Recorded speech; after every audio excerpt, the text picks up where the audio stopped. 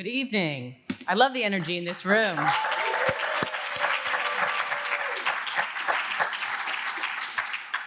I'm Diane Lewis. I'm the EVP and Chief Programming Officer of the Paley Center for Media, and it is my great pleasure to welcome you to our PaleyImpact discussion, screening and discussion tonight, Camelot, 60 Years Later, the Legacy of John F. Kennedy, America's first television president. Just days ahead of the 60th anniversary of President John F. Kennedy's assassination, which occurred on November 22nd, and funeral on November 25th, we are honored to preview an exclusive screening of an episode from the History Channel's upcoming 8-part docuseries, Kennedy.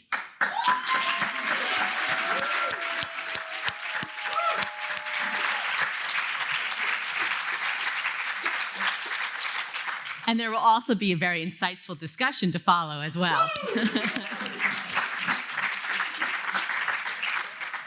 Considered by historians as the pioneer of the television presidency, the panelists will discuss how Kennedy transformed televised press conferences and speeches into a potent tool to speak directly to the American people, and how he used televised addresses, such as his 1963 address on civil rights, to sway public opinion. The 8-part Kennedy's docuseries premieres on the History Channel on Saturday, November 18th, and continues over the next 2 nights. In tonight's special preview of Episode 7, The Brink of War, we'll see President Kennedy's efforts to bring the country back from the brink of nuclear war by pursuing diplomacy with the Soviet Union, as well as how he decided to address civil rights in a way no president had done before, as a moral issue. After the screening, we're pleased to welcome our distinguished guests to the Paley stage, including Ashton Gleckman, the director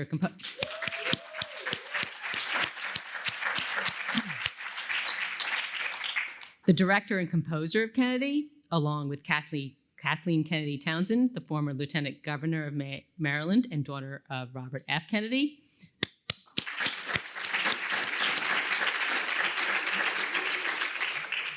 Dr. Kimberly Gilmore, the Chief Historian and Senior Vice President of Corporate Social Responsibility for the History Channel.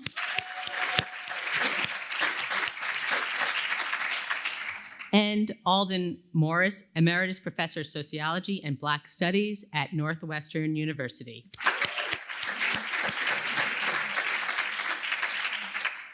Following the conversation, it will be moderated by Julian E. Zelizer, CNN political analyst and professor of history and public affairs at Princeton University.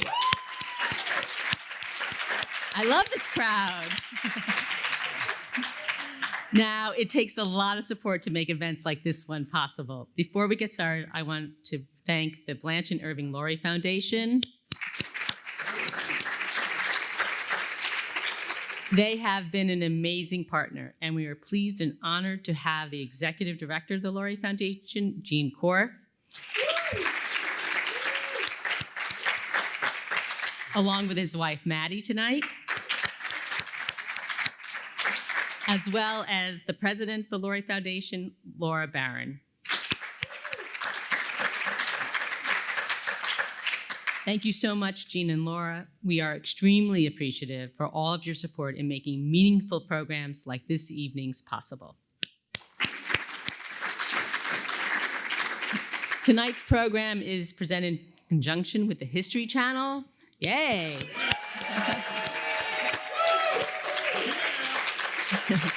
And we thank them for all their efforts in making this special event possible.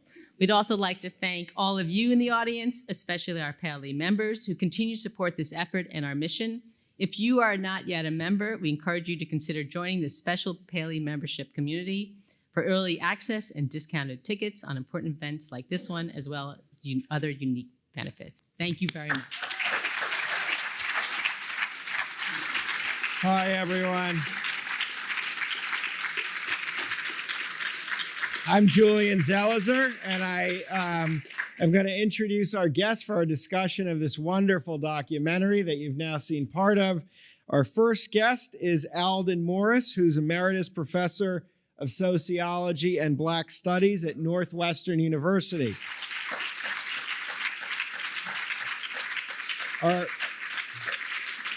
Our second guest is Kimberly Gilmore, who's the Chief Historian and Senior Vice President of Corporate Responsibility at the History Channel.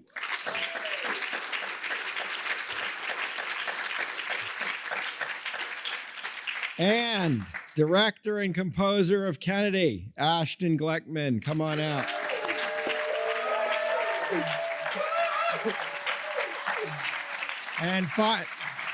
And finally, Kathleen Kennedy Townsend, former Lieutenant Governor of Maryland and daughter of Robert Kennedy. And Ethel, too.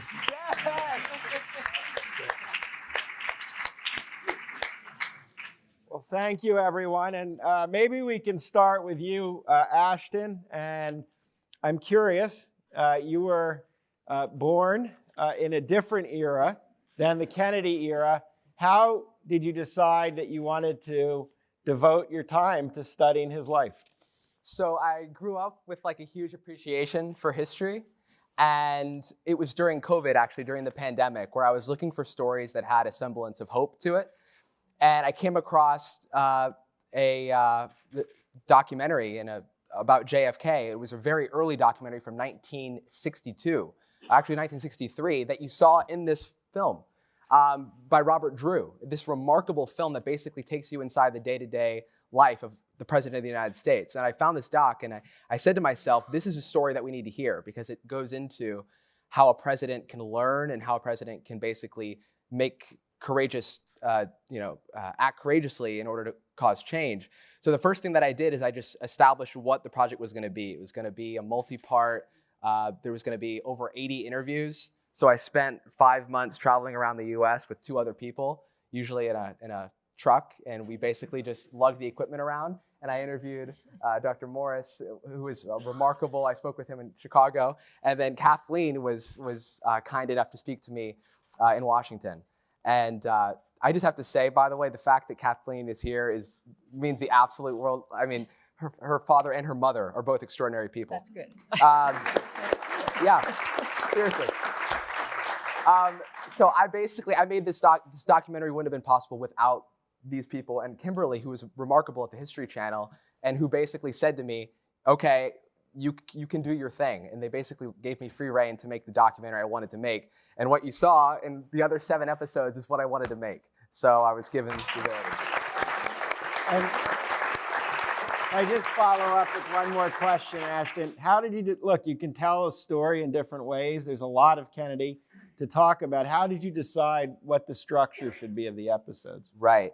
So I knew it wasn't going to be a 2-part or 3-part or 4-part thing. If you're covering somebody's life, and Kennedy had such a remarkable life, 46 years, but at the same time, the amount of things he did in those 46 years astonishes me, even now, watching the documentary. And so I knew it was going to be long. My first cut was 14 hours, and that was literally something you could watch. It was 14 hours, and so basically over time it came down, and I worked to polish it. But the biggest thing I wanted to do is feature other perspectives. I wanted to go out into the field and speak to civil rights historians. I wanted to speak to people that were on the ground in the civil rights movement in Birmingham, Alabama. I wanted to speak to the people that were on the ground during the Bay of Pigs invasion, actually in Cuba during that invasion. So I made it because all these people were a part of it. That's the only way it could be done, you know. Thank you. Kathleen. I also interviewed Julian Zelizer, by the way, who is a part of the documentary, and you'll see him in many of the episodes. Yes. I remember when he came with his crew to our apartment, and I was kind of taken aback by how young you all were. I mean, I remember it, but within a few questions, I saw just how sophisticated his mind was in terms of putting the story together. But I don't forget that whole thing either. Kathleen, would you share one memory that you have of JFK that has been lasting and enduring for you? Well, there are different types of memories. There are the memories of going to his inauguration and being really cold.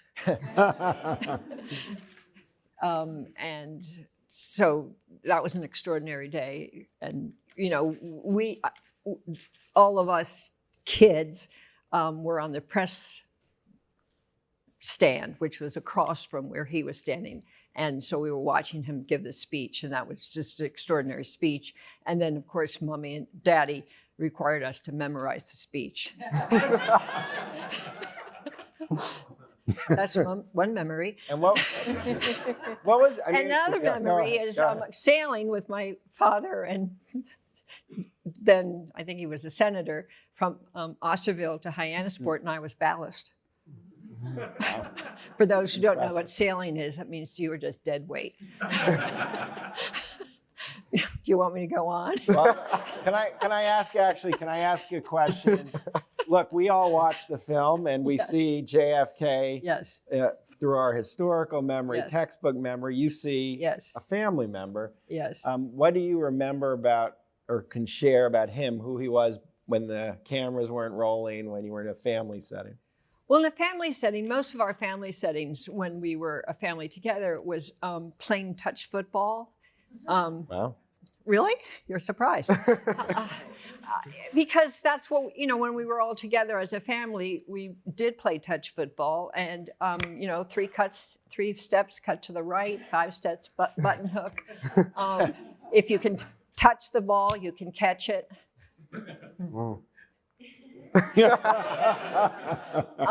And what was interesting, just given what's going on in politics these days, I grew up for the first 5 years in Georgetown, and Jack and Jackie actually had the Hickory Hill, which is where I eventually grew up with my brothers and sisters, which is in Virginia. But for the first few years, there was every Saturday a football game against the lodges. The lodges are Republicans, and you may know that. I don't know what this audience knows. But so there was a trophy, and some weeks the lodges would win the football game, and most weeks, the Kennedys would win it, and it would be on the television in the living room. And so it was this sense that we could play football even though we disagreed about a lot of other things. And I think that was a great idea. And Jack liked to play football, and he loved to sail. And when he was president, he would invite all of us to go out, first of all, on the Marlin, which was my grandfather's boat, and they would discuss politics, but one of my favorite memories is when they were learning about the twist. You really there are much more important things to talk about. Yeah, but this is a window we don't. And so there was a Time magazine description of what the twist was. And they were reading about it, and I don't know whether it was my mother, probably, and Jack was reading it, and it said, okay, now, you get up and you have to put 1 foot forward and move your hip. So they had a good time laughing about what the twist was. So they laughed a lot, and they talked politics a lot, and then they laughed. And then they also enjoyed my Uncle Teddy, who was a great singer, who sang a lot. I think that's enough. Thank you. It's amazing. It's amazing. Yeah. Kimberly, so you were involved in producing this and working on it for the History Channel. It's coming out at a big anniversary for the assassination and the tragedy that shook the nation. What was a surprise for you working on the project about Kennedy? You're a historian, that you learned as you worked on this. Well, first of all, I applied to be Ashton's research assistant just tonight. So no, I think we'll all be working for Ashton someday. But in all honesty, I was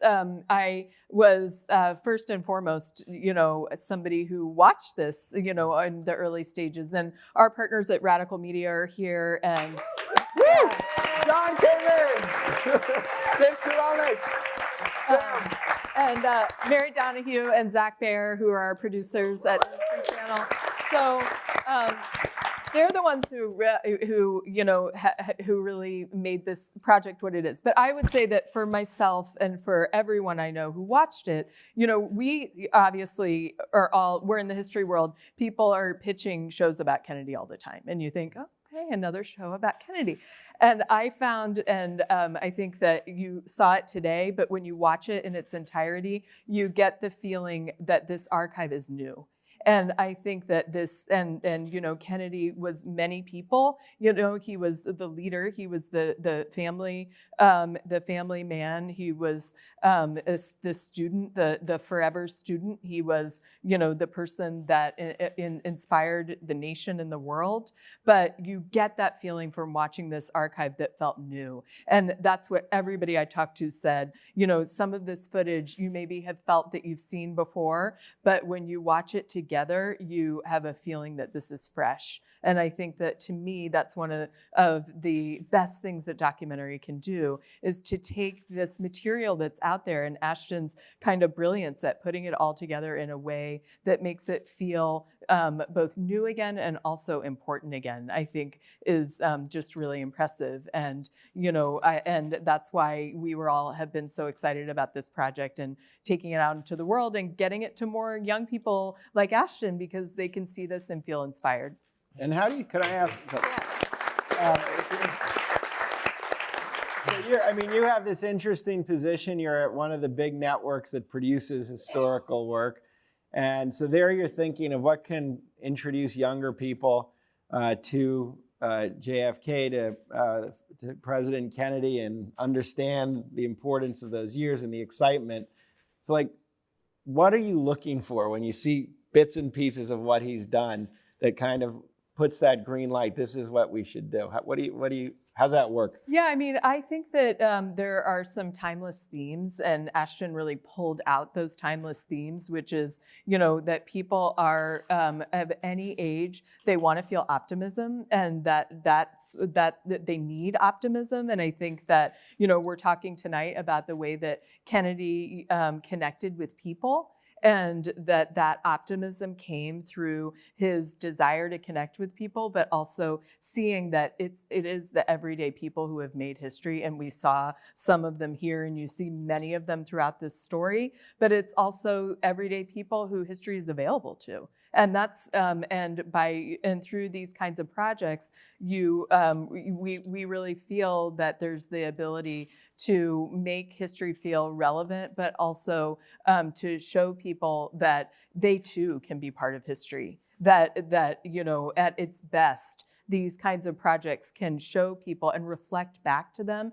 that so many of these students who Professor Morris has written about, who were part of the civil rights movement, they were people just like these students now. And when we go out and show these to people who, are a little bit younger than Ashton, or, high school and college students, to be able to see young people who have been part of these movements, who put their lives on the line, I feel like that's something that is incredibly inspiring to young people. And often they just don't know those stories because it's, they have to discover them. And so for every generation, they can rediscover them. But I think, to me, as a young person, Eyes on the Prize, was a documentary that made me love history. And I think that these kinds of projects are the things for this new generation. And so we're determined to get them in front of more and more young people. And having Ashton be the face of this project is all the more reason that people can say, and young people who have their phones, they're out there telling stories, but they can look at Ashton and say,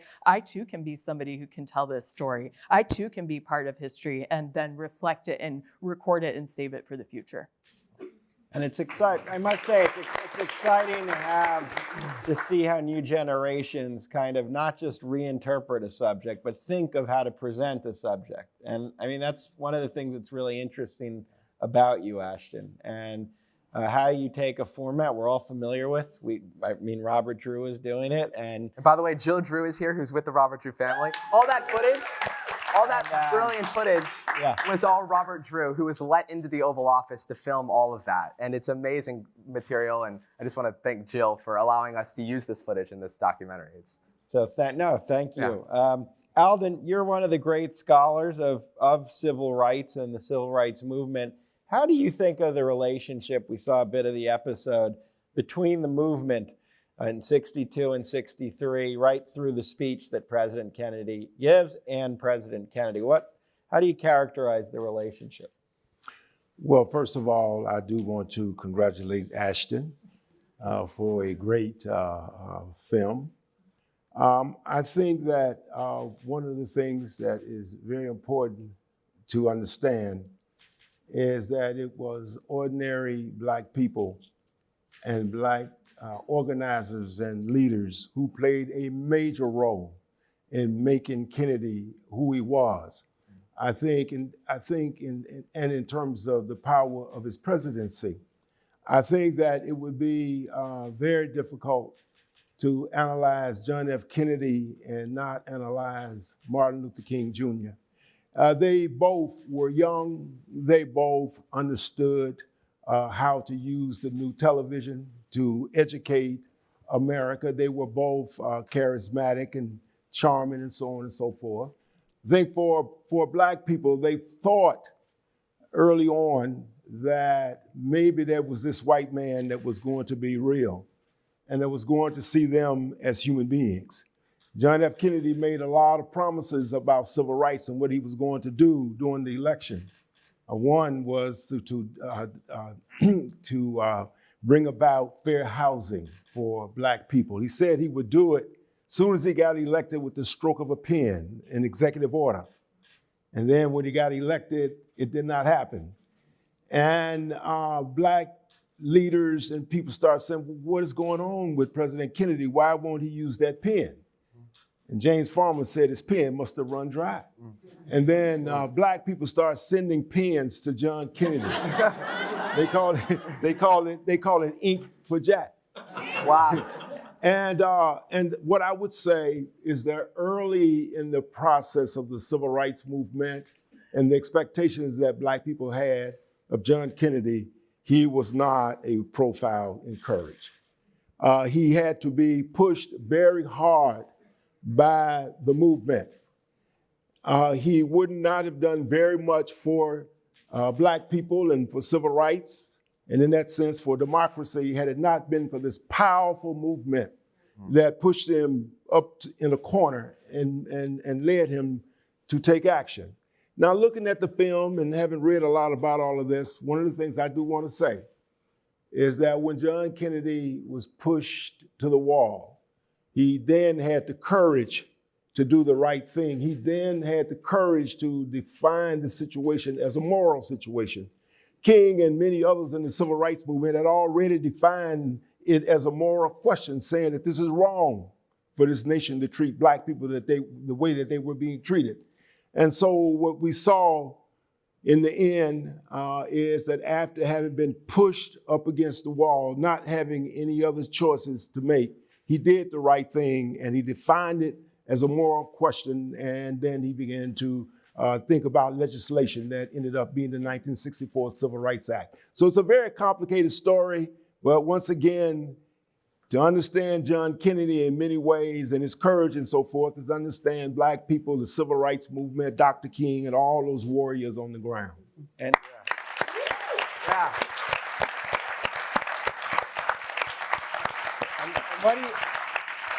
what do you think the impact was on the civil rights community? And that's a broad term because they're local communities. But what was the impact of his making that speech on television back in the movement? Oh, it had a great impact. Black people and Black leaders did not know exactly what the president was going to say. Was he really finally going to take a stance promoting civil rights or not? And talking to some of the major people in the civil rights movement when they looked at the speech, and when John Kennedy said that this is a moral issue, that all people should be treated equal, there were people in the movement that actually cried when they heard him. You know, you got to think about it like this. Black people, especially in the South, they've been accustomed to dealing with Bull Connor. They have been accustomed to dealing with George Wallace and other racists and segregationists. And so, you know, here was this King, Kennedy, this dashing guy with a beautiful wife and all of this. And, you know, it was really, really very, very hopeful. And so once Kennedy decided to make the speech and to talk about it being a moral question, there was jubilation. There was also a sense, though, that John F. Kennedy, if he was nothing else, he was a politician. And that he was going to do all of the calculations because his problem is that he had to deal with the Southern Democrats. And he didn't want to upset them. John Kennedy appointed more racist segregationist judges in the South than any other president. But this is because he needed the vote from the Southern Democrats and so forth. So I think that the impact was that the movement understood we've got to keep the fire on John F. Kennedy and his administration and keep forcing him to do the right thing. So there's Birmingham, but then there's going to be Montgomery, Selma to Montgomery, and other mass demonstrations to make sure that the Kennedy administration and later on the Johnson administration would do that which they ought to do. Thank you.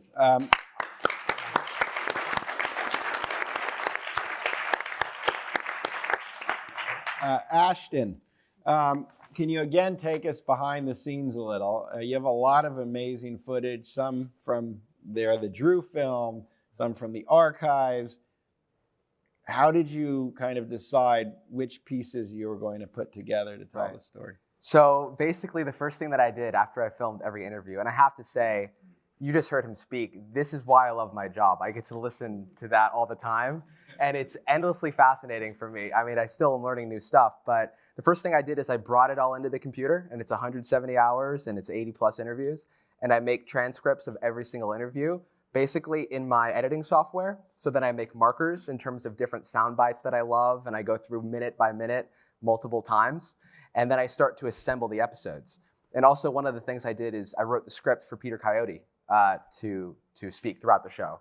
So I was working deep in the archive, looking at presidential memos from every day of the White House and seeing what Kennedy was doing every day. And I don't know how he did that much because he was going from meeting to meeting to meeting and speech to speech. And so that's what I did is I basically just started building all of the episodes. And then the archival part was a really huge challenge because I had to go in every place to try to find footage from, Kennedy's early years, which are all part of the Kennedy family's personal collection. And then I was going to all these other archives, from NASA to Getty to archives that were in Europe. For example, the Ireland footage from the trip I got from Ireland. So there's a huge range of stuff, and my job was just to sort of dig in all the bins and try to find every bit that I could. So. And some is in color and some is in black and white. Can you explain kind of what was going on at that time? So the thing that's interesting about Kennedy is he's really the first president to utilize the television in the way that he was in everyone's living room. If you were alive at the time, you remember the press conferences where he was very charming and eloquent, and he was, very charming with the reporters. He was funny. He was very funny, very funny. And basically, he knew that that was the new way of speaking to people if he wasn't able to give a speech in person. So he got really good at the television. He took television training school during the 52 Senate race. Television training school was a thing. And again, he went to Stanislavski. He went to Stanislavski. Yeah. Huh. So it's amazing how much I thought you guys would like to know that. Yeah, it's great. Trying to relate to the audience. Right. So by the time you get to 1963, which is the last year that John Kennedy is president before November, color is being shot, color film by White House photographers. So a lot of episode 8, for example, is all color footage, which is pretty amazing. So you see going from black and white, grainy, all the way through to the color of the 60s. So, yeah. Thank you. Kathleen, one of the things that comes across in both of these two episodes, or in the two parts we saw, is, and this is something a lot of Kennedy people are fascinated, his very kind of steely calm. He's a deliberate president. He was a thoughtful president. I think this is part of what people now look back on with admiration. Johnson was the kind of mover and the guy who pushed things through. Kennedy thought things through. Mm-hmm. Was that what you remember him like behind the scenes? Was that an accurate assessment? Yes, I think that, yes. That's not true of all members of my family. Just focused on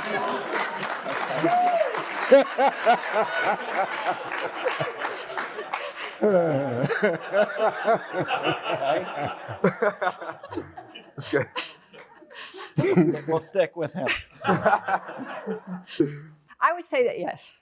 I think I've said enough.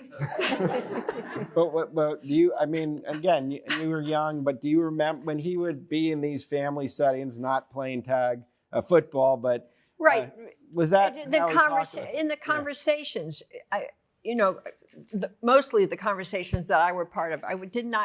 The dinner table conversations were mostly for the adults.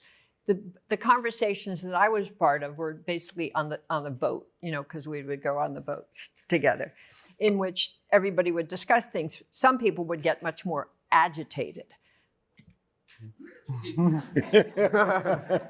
And he would not get as agitated. And that was, some people are just, I think it's in the genes. Some people are born cooler. Yeah. And he was born, I think, more cool, so didn't get as angry and didn't get as upset, and was more self-reflective about himself and about history and about one's role, which made him always being able to take a step back as to what was going on and what he could do or couldn't do. And I think that has its great advantage, certainly, as you point out, during the Cuban Missile Crisis, as when so many of the advisors wanted to immediately go in and bomb, he was able to say, we don't have to make a decision right now. We can take time. And for some reason, Barbara Tuchman's book, The Guns of August, came out, I think, in 1961, and my father and President Kennedy both loved that book. And I don't know why I know that so well. I think maybe I was assigned that book when I was in 5th grade. I can't believe that could be the truth, but I was assigned it just as they were reading it. So that was a large discussion in Hyannisport one summer about how World War I was started because of miscommunication, and how that was just, you kind of fell into war, and how you really needed to stop that, and you needed to talk to people and communicate more calmly with people, because so much happens through miscommunication. And I think one of the points of the Cuban Missile Crisis is that actually Khrushchev sent 2 letters to President Kennedy. One, let's solve this crisis, the first, and the second was much more angry. And my father and the president said they understood, just as President Kennedy had, there's people pushing Khrushchev to war. And President Kennedy said, yeah, and they're pushing me to war. Let's take the first letter, not the second, and respond to the first letter. So they were smart about the having, I think, really been moved by the Guns of August. In other words, moved by history. So thank you for the History Channel. And for that you learn the lessons of what you understand where other people come from. And if I could add really quick, beautifully said, one of the people featured in this is Marty Sherwin, who's one of the co-authors of American Prometheus, which the film Oppenheimer is based on. And I interviewed him a few months before his passing. But one of the things he said to me is, thank God it was John F. Kennedy as president during the missile crisis, because if you had someone else who maybe was a little bit more impulsive and a little bit more aggressive, we might not be in this beautiful auditorium right now, and we might, it might have been a really serious confrontation, nuclear, between Soviets and the US. So deliberation, patience, he would walk out of the room into the Rose Garden and just pace around. And your father was a big part of what guided us through that crisis. So it's a great example of leadership. Alden. I want to say one thing too, because I'm the only Black person here speaking, and so I spoke about the Black community, but I don't want to caricature that community. They too were very concerned about the Cuban Missile Crisis. They were concerned about nuclear war. We used to hide underneath chairs at school and so forth and have these drills. Duck and cover. We pulled for John Kennedy, many of us were aware of the African independence movements going on across Africa during this period. So we were concerned about foreign policy and so forth. And many Black people cried as hard as anybody when President Kennedy was assassinated. So I don't want to just give this view that all Black people did was just had this negative critique, but at the same time, their very freedom and existence was on the line. Thank you. Yeah. Thank you. And for those who have not, you can go on YouTube and see like the duck and cover cartoons they used to do with this character, Bert the Turtle, where basically he was walking you through how to survive a nuclear war and kind of innocuously talking about wearing your dog tag without saying why you wanted that on you, basically to identify the remains. But I think it's an important part of the culture in the early 60s, which makes the missile crisis more understandable in terms of the fear that it generated. Can I ask you one more question about how you're part of the family. How, in your mind, has our memory of JFK changed in the last few decades from earlier? Well, what's interesting, I think after he died, he was a big hero, and I said this. I was at an AEI panel in August, and I said that I thought the Civil Rights Bill got passed in large part because he did die, and that gave the impetus for Lyndon Johnson to get it through. And it's not clear to me that it would have gotten passed. When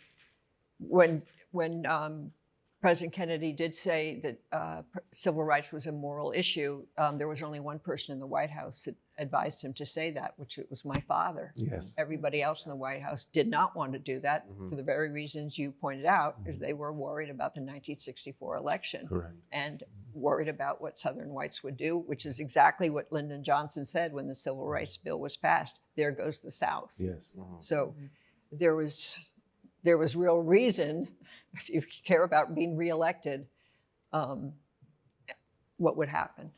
So you were spot on about the real worries they had about the South.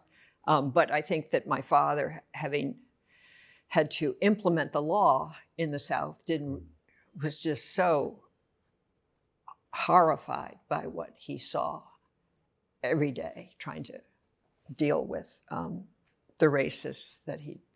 As you all were growing up, did you all have any idea over there in Massachusetts what was happening to Black people? We grew up in Virginia. But wherever it was, you grew up privileged and you grew up rich, and so I'm just saying. We grew up in Virginia. And you may not know this about my father, but he was the first, when he was at UVA, this about my father, so we're just going to, you got me here, so there you go. Right, that's okay. When he was at UVA, he asked Ralph Bunche to come speak. Yes. You knew that. And so it was the first time in Virginia history that he spoke to, that there was an integrated audience. And that was illegal. To have an integrated audience, and he had to get the president of Virginia, UVA, Darden, to allow that to happen. And when Ralph Bunche came and spoke, Daddy was at the law school then, when he came and spoke, there was no hotel that, of course, would put him up. So Ralph Bunche stayed with my parents, and all night long, they were throwing apples and whatever else, rocks at the and singing and yelling and screaming at my parents for having Ralph Bunche stay with them. So it wasn't that he wasn't aware, but not nearly to the extent that he learned when he was Attorney General. Thank you. And we, my parents said we should know all the current events. So every night at the dinner table, we did discuss civil rights. And my mother thought it was such a good idea that when she did the carpool, she also insisted. I also think that the theme of freedom, he talks a lot of that freedom and peace, peace is a process, but also that freedom and peace go hand in hand. And I think that definition of freedom really came from the warriors of the civil rights movement. And that when there are many origins of that word, but I feel like you can see that connection between those speeches and, the nuclear test ban treaty, and then, within a day, the civil rights speech, that those themes were so linked. And I think that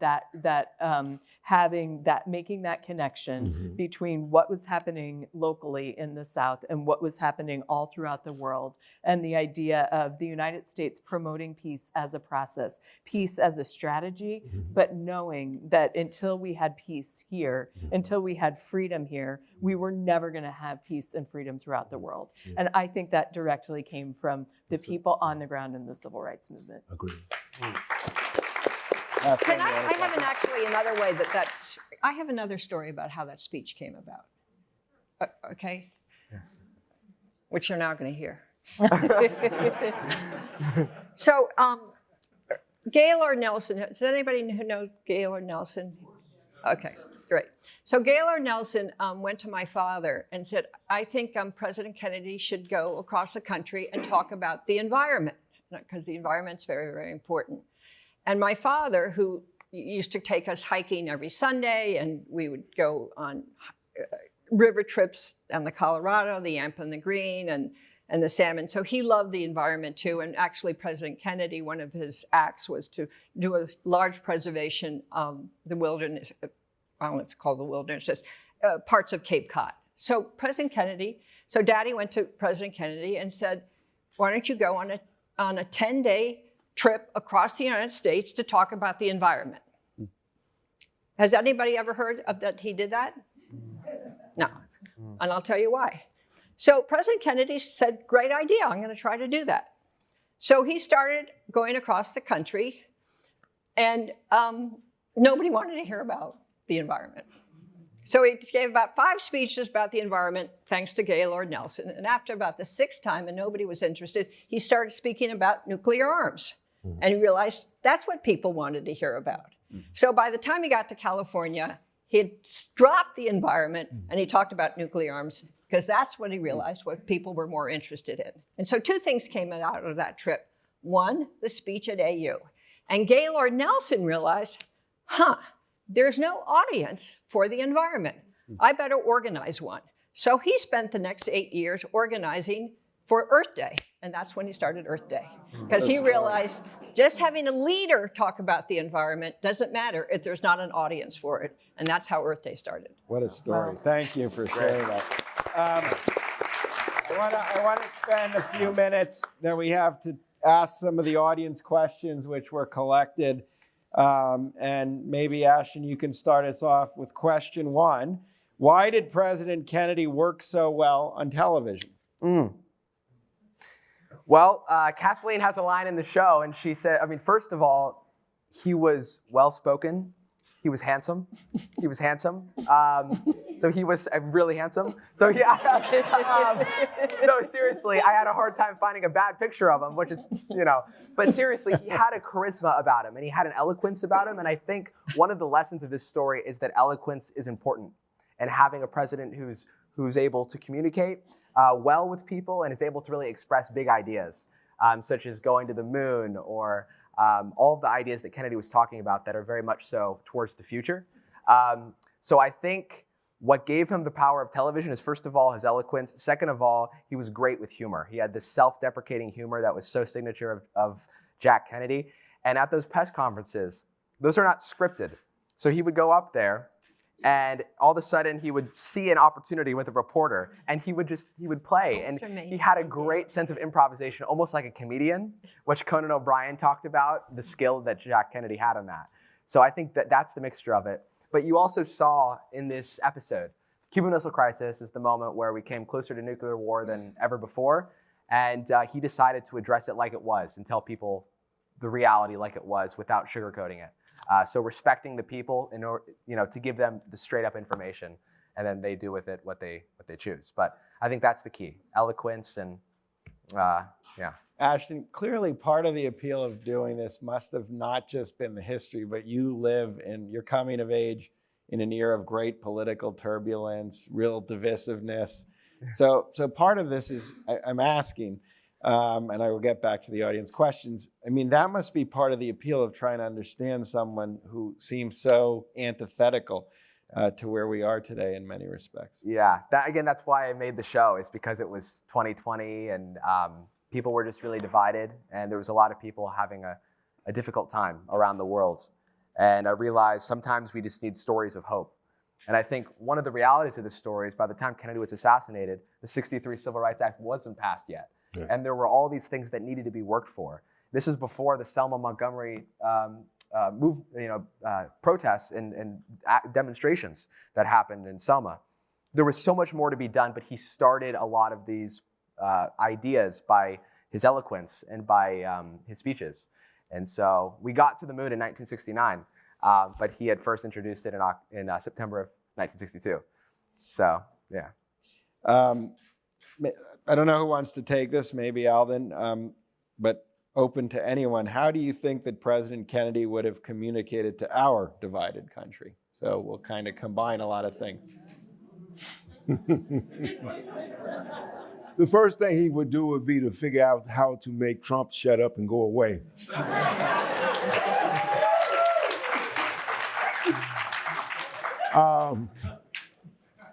I think that John Kennedy had a way of telling Americans that we are Americans, that there are values that we stand for, and that though we have differences, but as Americans, these values of equality and fairness transcend our differences, and that he would use his platform to try and really get that message over. I think also one of the reasons why Kennedy and King were so effective with television is because it was the new thing, and they grew up when it came about, and they actually studied how to use it, how to control their gestures, how to be eloquent, how to be succinct, and so on and so forth. It was no accident the way that they appealed on television. I think that now, John F. Kennedy, as well as anyone else who has power, would have to come to try and understand social media in the same way and with the same depth and with the same kinds of skills that was required to utilize television. And I do think that somebody like John Kennedy and certainly Barack Obama, they understand and they understood that this is a new important technology of communications. And so how are we going to study it? How are we going to use it for noble and good purposes? And so I suspect that John F. Kennedy would have had a lot of skillful young people in the White House and in the cabinet and so forth who would make sure that they understood social media and where it is going and how it had to be utilized to try to bring people together and create the noble society. Mm-hmm. Beautifully said. Laurie, did you want to jump in on this too? Yeah, I wish I could remember his first name, but there's an author, Mr. Haidt, H-A-I-D-T, who talks about how there are different values in our country. One, justice and equality are two of them. But there are other values, honor, family, religion, sacredness, which are values that often the right had, but that my uncle John Kennedy had and my father had. And those values he would be able to embody, which would appeal to across the political spectrum. And I think that that would be very helpful because he came from a large family. They went to church, his mother went to church daily. We had to go to church daily in the summer, 8 o'clock every morning. And we said prayers every night. And there was a sense of honor and loyalty that comes out of being part of the military and being part of a large family. So those are values that are now often considered conservative values, but they were part of his life. Now, he'd have to put him 50, and then he was part of the military, and he sacrificed, and he was a hero, and he saved people in a very difficult situation. So part of it comes from how do you appeal to people? It's not just your speeches, it's the life you've lived, the family you come from, the way you embody different parts of what other people in the world think are important. And I think that would be very helpful. I don't think you can shut up somebody, but I think you can just say there are other ways to look at things. Yeah. One of the things John Kennedy said was, there's no democratic issues or Republican issues, there's American issues. There's issues that are so important and existential that we have to find a way of coming together around it. I think we've totally lost track of that. And just from my 23-year-old perspective, I've witnessed that. There's just no way of communicating with people without it being an argument. And so I just say, please, let's bring back some of the ability of just talking to each other. And life is hard, and John Kennedy knew that. And also, I think a key part of this story is public service, which I loved when doing this film, was basically he spent 14 years of his life in the Congress, before that in the service. He spent more than half of his life in public service, which I think is like something that was inspirational to me. The fact that in World War II, he could have used his family connections to get out of fighting and used them to get into the active battle in the Pacific. It's crazy. But it also teaches us about each of us can do something. And his quote is, everyone can make a difference and everyone can try. So I like that.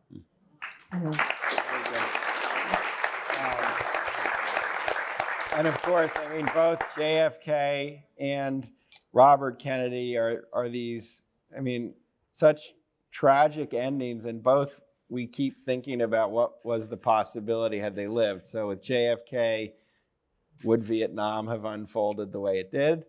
And with Robert Kennedy, he was kind of seen as the potential hope for unifying a fracturing nation.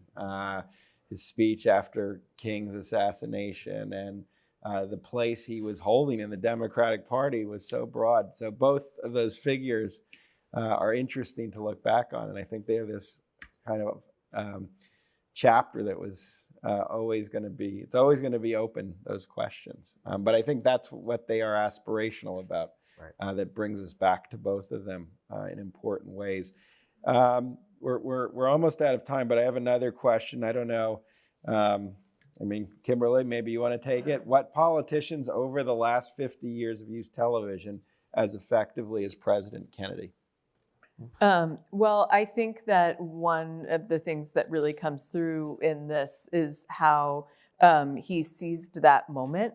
And I think the end was unique in those skills, and that, you know, we haven't seen any presidents that kind of had that same, all of those same combinations all at the same time. And that's why we kind of go back to him again and again, because of his confidence in the way he used with the way he used television so strategically. But I think you see glimmers of that in every president that connects with the people. And I think certainly the moment of, you know, President Obama's election and the fact that so many people came together from all different places, and here's this unlikely person who came on to the national stage that people didn't know about, and then, you know, had that and kind of captured that same lightning in a bottle that is optimism and hope. And also the idea of this is one country, and these ideas and themes that come back again and again, the idea of a city on a hill, that the whole world is watching us. And so if we can't figure it out here, and we have this foundation of freedom and equality and democracy, and if we can't figure it out here, how can we expect that to happen in the rest of the world? And so, I mean, to definitely, there have been many presidents who have picked up pieces of that. But I think, you know, in terms of the modern presidency, I feel like President Obama was, you know, another example of someone who came onto the stage at the right moment and put all of those things together. Now, we all know a lot happened after that, and that we kind of have these push-pulls in our society of optimism and crisis, you know, and the idea of we are one nation and the idea that we are many. And that luckily we have this historical record that we can go back to. And, you know, that feels to me like an opportunity to go back to those messages and say that, you know, there is a tradition that we can call upon. There is, and that is who we are as a country. We are, you know, at our best, people who can realize that we all want many of the same things out of life, and so do people throughout the world. And so how do we figure out systems and pathways forward to make that happen? Yeah. And you know, he was such an example of that. You know, I don't mean to be flippant about Trump. I will say this, that television and media can be used many ways. And I would say that Trump has used television and media in ways that we've never even considered before, unprecedented. And I think that we also have to learn and think about the multiple ways, both good and bad, that the media and television and so forth can be used to communicate where we need to go, who we are as a people. Thank you. We're out of time, but I want to give Ashton the final word after making such a terrific series. Let me ask you this to end. You're a young documentary maker who I think is going to make a lot of more films. You've already made several. What makes for a great documentary? What are you trying to do? Well, what I'm trying to do is tell stories that I really care about. And I fell in love with the story. And, you know, Doris Goodwin a lot talks about when she's writing biography, she spends time living with these people and these presidents. I've spent like 3 years living with Jack Kennedy. I know the types of food he liked. I know what movies he liked, what music he liked. So I think part of the key of a documentary is, first of all, I tried to make it with color. I tried to, you know, me and my two other composers worked on the musical score. There's over 10 hours of music that we wrote for it. The archive, I tried to make the archive have life and color, and that meant tracking down every source that I could. And also perspective was key. Again, it was speaking to every kind of, you know, person from different backgrounds and occupations specifically. So whether it was politicians or someone like Kathleen, who has a direct connection to the story, civil rights heroes from the 60s, civil rights historians, it was part of just like creating a show that in some way went beyond just the biographer and going into more a study of the times. So I just wanted to make a documentary that I would enjoy. Honestly, that's all that I tried to do. And so I hope you enjoy it. Kennedy, November 18th through 20th.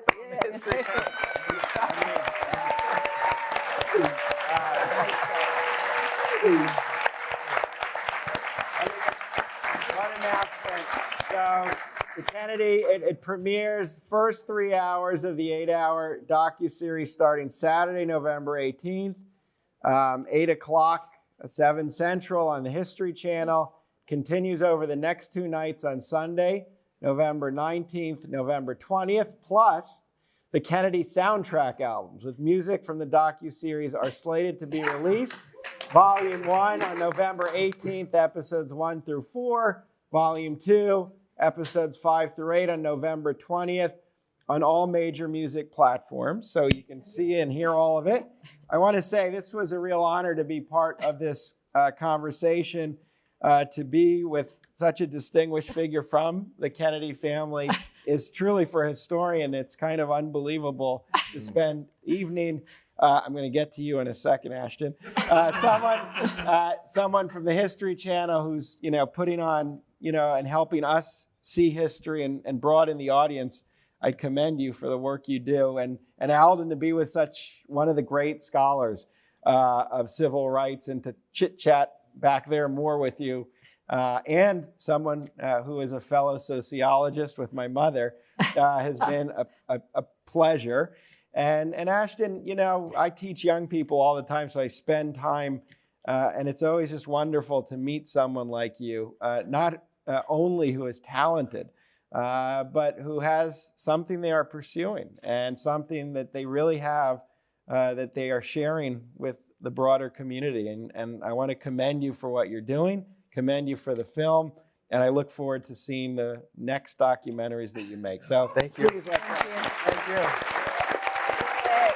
Yeah.